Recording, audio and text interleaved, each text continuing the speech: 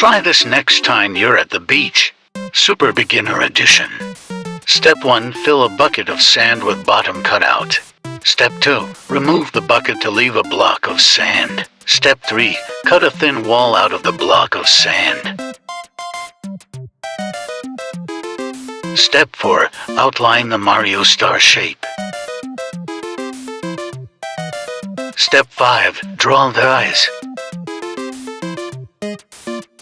Step 6. Poke out the black part of the eyes. Step 7. Outline the star shape to get ready for the next step.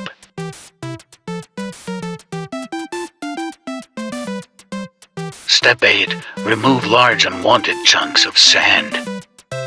Step 9. Round off the edges to make it look smooth. Step 10. Power up.